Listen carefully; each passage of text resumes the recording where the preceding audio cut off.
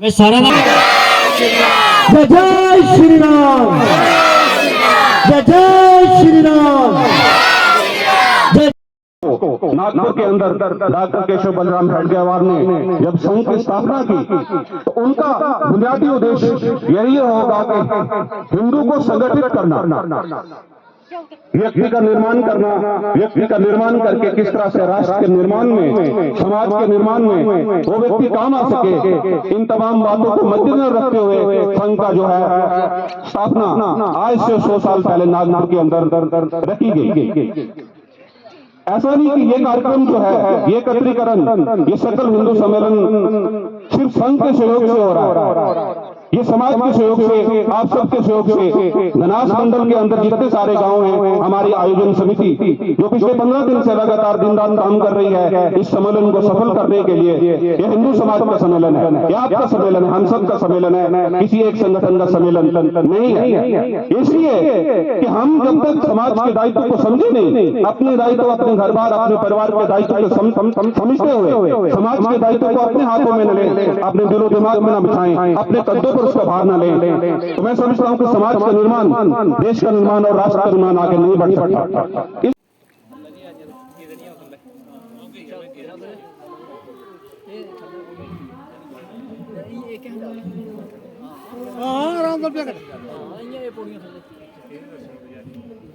तो एक ब्रह्म के रूप में पहचाना है कि सबके अंदर मानव है, सबके अंदर प्राण है।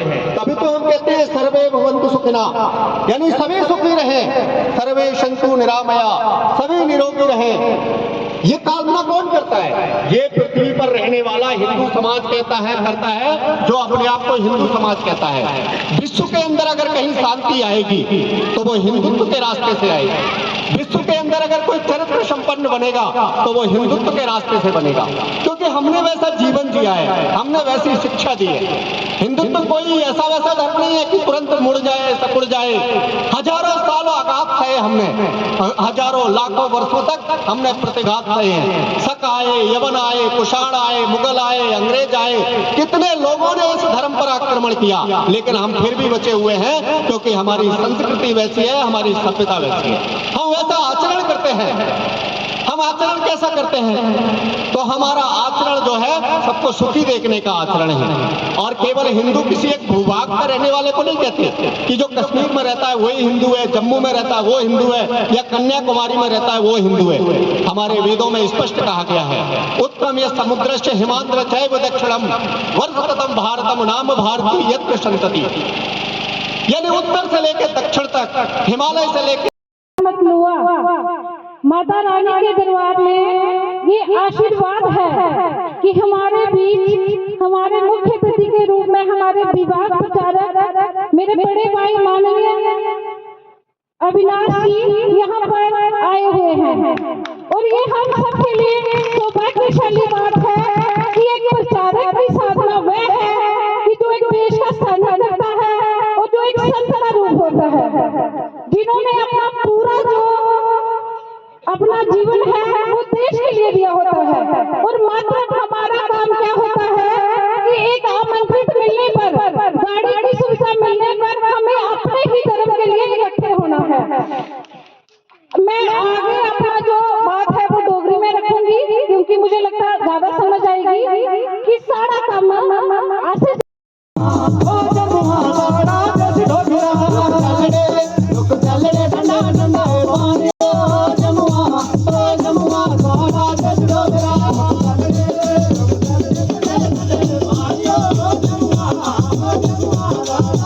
देखा कि आज काली माता के मंदिर फाटू वाली माता चर्च के अंदर धनास मंडल का हिंदू सम्मेलन, सकल हिंदू सम्मेलन हुआ, जिसमें धनास मंडल के अलग अलग स्थानों से तमाम गांवों से आए हुए लोगों का यहां पर एकत्रीकरण हुआ।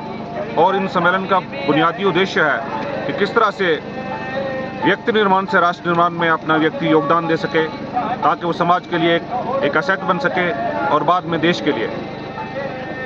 और इन सम्मेलनों का आयोजन इसलिए भी किया जाता है कि समाज के अंदर खास तौर पर वो जाति भेदभाव किसी तरीके से कोई भी कारण की वजह से कोई भी पतित होता है तो एक दूसरे की समस्या को समझते हुए, एक दूसरे की भावना को समझते हुए, एक दूसरे का सम्मान करते हुए हम एक दूसरे की समस्या को समझें और उसका सलूशन ढूंढने की कोशिश करें।